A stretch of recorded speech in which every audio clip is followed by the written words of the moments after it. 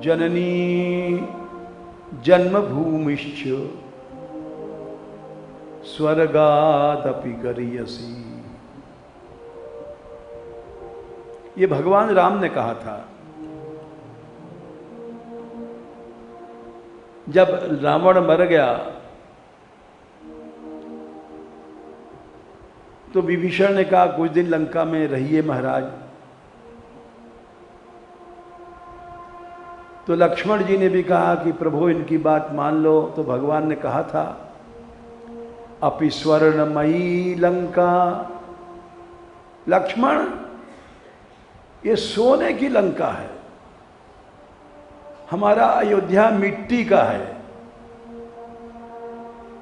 लेकिन अपि स्वर्णमयी लंका न में लक्ष्मण रोचते, हमें अच्छा नहीं लग रहा है। क्यों? जननी जन्मभूमिश्च स्वर्गादपि गरीयसी। ये भगवान के शब्द हैं। अपनी माँ और अपनी मातृभूमि लंका तो क्या स्वर्ग से भी बड़ी है। लक्ष्मण चलो अयोध्या की मिट्टी में चलेंगे, छोड़ दो सोना। अपि स्वर्णमयी लंका न में लक्ष्मण रोचते, जननी जन्मभूमिश्च स्वर्गादपि गरीयसी। इसलिए चल पड़े। गोस्वामी तुलसीदास जी राजापुर पहुंचे अपनी जन्मभूमि में। वहां जाकर के उन्होंने पूछा कि हमारे पिता आत्मदेव और हमारी मां, वो उनके पिता राजगुरु थे। आत्माराम जिनका नाम था,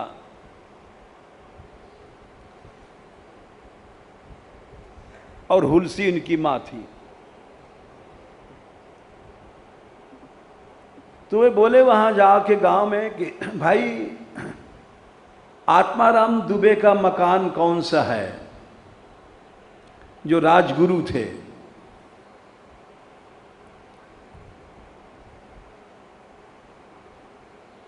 तो वहां कुछ लोग बैठे थे। बोले भाई ये जो खंडहर है, टूटा मकान, हवेली, ये आत्माराम दुबे की हवेली थी। हैं?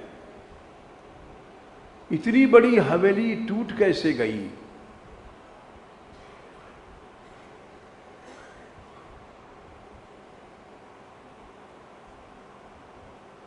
बोले जिस दिन हरिपुर से एक नाऊ आया था, नाई, हरिपुर में ये जब चुनिया दासी इनको पालन कर रही थी, 5 साल के थे, उसको काला सांप ने काट लिया। तो वहां हरिपुर वालों ने नाऊ भेजा कि जाओ इस लड़के के पिता राजापुर में रहते हैं, उनसे कह दो कि तुम्हारा लड़का अनाथ हो गया है, अब तो 5 साल तक पालन कर दिया। इस लड़के को राम बोला, इनका नाम था तुलसीदास का, पैदा होते ही राम राम कहा था, इनका नाम था राम बोला। जाओ इसके पिता से कह दो कि राम बोला को ले जाए। तो जब वहां से नाई आया और राजापुर में जाकर के, आत्माराम दुबे बैठे थे, राजगुरु थे, बड़ा वैभव, हवेली, धन संपत्ति, सैकड़ों लोग, वैभव। नाई ने जाकर के कहा कि चुनिया दासी मर गई है, आप अपने पुत्र राम बोरा को ले आइए, जो अनाथ रो रहा है। वहीं एक महात्मा भी आए थे बाहर से।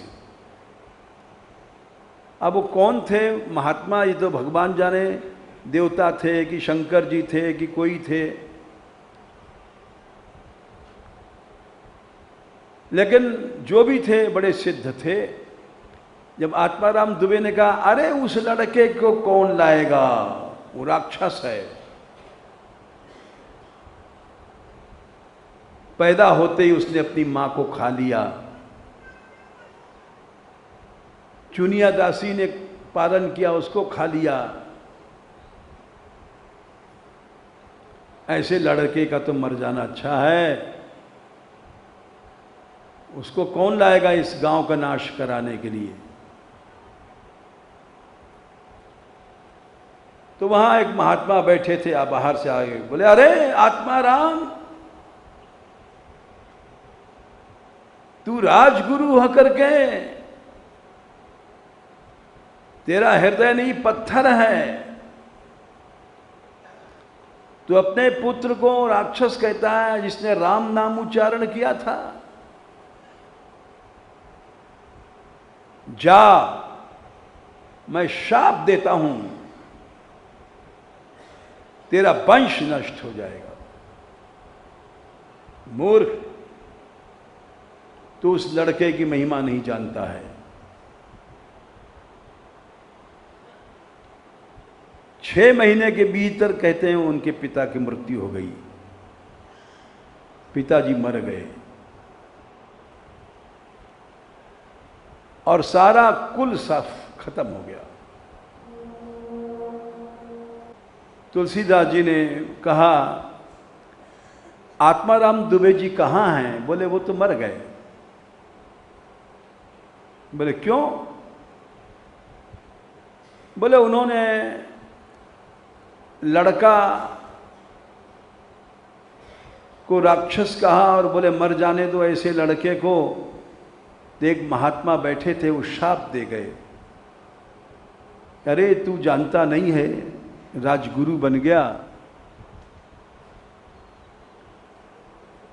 जा, तेरा शरीर छूटेगा और वंश नष्ट हो जाएगा। वो महापुरुष है, वो लड़का नहीं है। अब जाने कौन था महात्मा, शाप दिया, सब सफा हो गया। तो तुलसीदास जी बोले भाई वो मैं ही हूं, मेरा ही नाम राम बोला था। अरे राम बोला तुम? हाँ, मेरा नाम अब तुलसीदास है। बोले कैसे भाई, तुम बच गए? उन्होंने कहा जब पिताजी मुझे नहीं लाए तो मैं भीख मांगने लग गया, भीख नहीं मिलती थी, तो माता पार्वती जी ने हमारा पालन पोषण किया। माता पार्वती ने, अच्छा, उसके बाद शंकर जी ने हमारे गुरु नरहर दास को भेजा। अब वो हमको ले गए, सारी बातें तुलसीदास जी ने सब सुनाई। गांव वालों को बड़ी श्रद्धा भाई, इसलिए राजापुर फिर दोबारा बसा। तुलसीदास जी के अपराध से नष्ट हुआ था, और फिर राजापुर वालों की श्रद्धा हो गई। अरे देखो भाई गांव वालों, हम लोगों ने जिस बच्चे को ठुकरा दिया था, वो आज हिंदुस्तान के सबसे बड़े विद्वान शेख सनातन जी के पास पढ़ करके बड़े तेजस्वी रूप से आया है। हम लोग इसका सम्मान करते हैं। गांव वालों ने वहां मकान बना दिया। गांव वालों ने प्रार्थना किया कि आप यहां रहिए। जब वहां रहने लग गए, क्योंकि बहुत ज़्यादा गांव वालों को पश्चाताप हुआ और बड़ा प्रेम, इन्होंने सोचा कि हम अपनी जन्मभूमि की सेवा करें। वहाँ पर ये नित्य राम कथा कहने लग गए। भगवान का चरित्र सुनाते, और राजापुरी नहीं, दूर दूर गांव के लोग वहां पर आने लग गए। जमुना जी के उस पार तारिपतो नाम का एक गांव था जहां इनका ब्याह होगा। तारिपतो नाम का गांव था।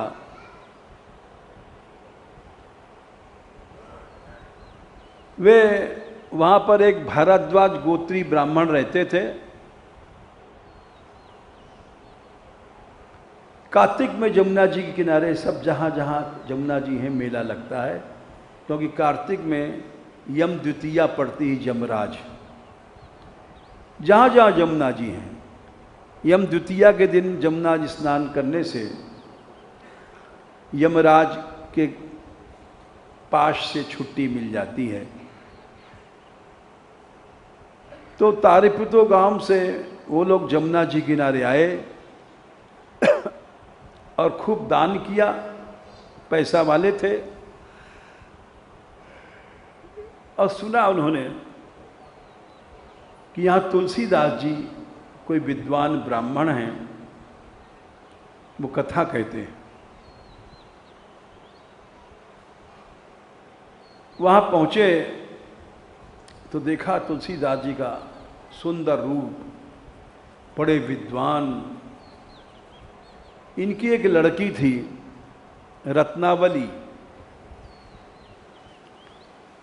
जैसा नाम था वैसे रूप था। ऐसा कहते हैं कि रत्नावली की सुंदरता उस समय ऐसी संसार में लड़की नहीं थी, इसीलिए तुलसीदास जी भगवान की इच्छा से मोहित भये थे।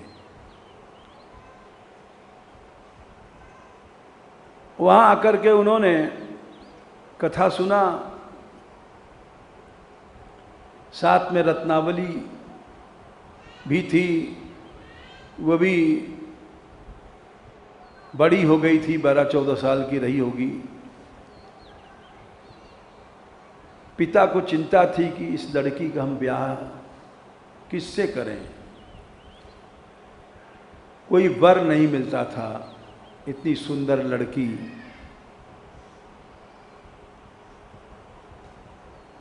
तो उन्होंने पार्वती जी का और शंकर जी का अनुष्ठान किया था उस रत्नावली के माता पिता ने। हे महादेव, हमारी लड़की के अनुसार कोई वर नहीं मिल रहा है।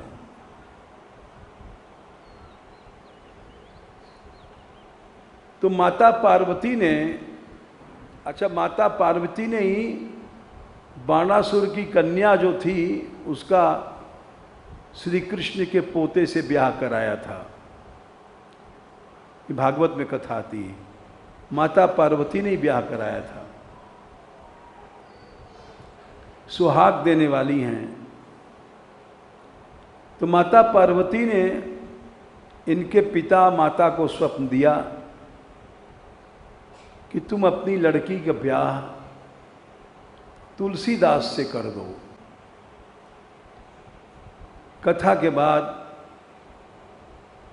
तुलसीदास जी के पास गए रत्नावली के पिताजी। बोले तुलसीदास जी, हम आपसे बात करना चाहते हैं एकांत में। बोले चलो। गए।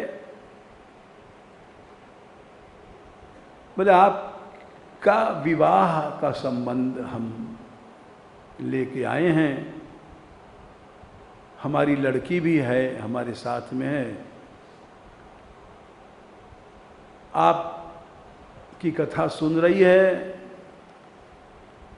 और जैसी वो लड़की है ऐसी संसार में रूपवती कोई नहीं है। रूप में, गुण में उस लड़की के लिए हम आपका प्रस्ताव रख रहे हैं। तुलसीदास जी बोले देखो भाई, मैंने शुरू से ही भगवान की कृपा मैंने अनुभव किया मैं इस संबंध में स्त्री और पति के विवाह के गृहस्थ के चक्कर में मैं नहीं पड़ सकता हूँ, क्योंकि मैंने इन गुरुओं से शिक्षा लिया है। बड़े बड़े भारतवर्ष के नामी गुरु, इसलिए मैं विवाह क्या करूँगा। तो बोले महाराज मैं खाली अपनी इच्छा से नहीं आया हूँ। बोले फिर? बोले माता पार्वती ने हमको स्वप्न दिया है। अच्छा कैसे? तो उन्होंने कहा हमने अपनी पुत्री के लिए अनुष्ठान किया देवी पूजन में, नवरात्र में। तो नवरात्र में हमने जो भगवती की उपासना किया तो स्वप्न में देवी आई और उसने कहा कि इस संसार में तुम्हारी लड़की के लायक एक ही वर है, तुलसीदास। यदि वो स्वीकार कर लेंगे तो इस संसार में उनसे ज़्यादा अच्छा वर कोई नहीं है, उनसे ज़्यादा विद्वान, उनसे ज़्यादा भक्त कोई नहीं है। जब वो उसने बताया तब तुलसीदास जी पर दबाव पड़ा, तो उन्होंने समझ लिया कि हम ये भगवत इच्छा है। 15 वर्ष की अवस्था में गोस्वामी जी का विवाह हुआ।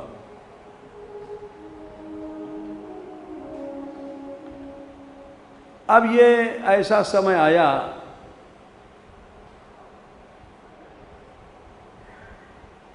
कि गोस्वामी जी जैसे भी माया से मोहित हुए, रत्नावली का ऐसा रूप था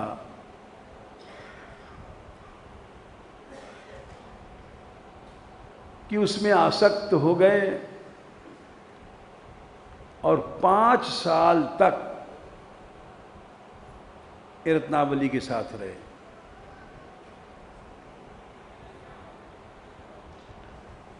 इतने आसक्त हो गए कि उन्होंने एक दिन भी पीहर जाने नहीं दिया। एक दिन उसका भाई आया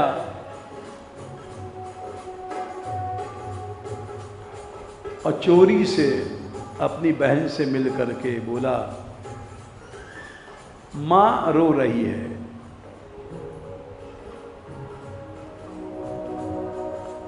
पिताजी रो रहे हैं, गांव वाले रो रहे हैं कि रत्नावली नहीं आई, 5 साल हो गए।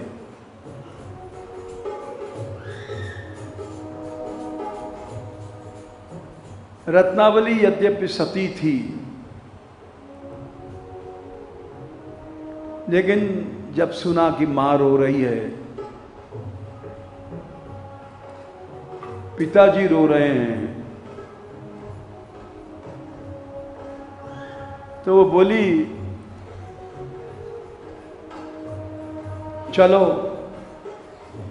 चोरी से चलते हैं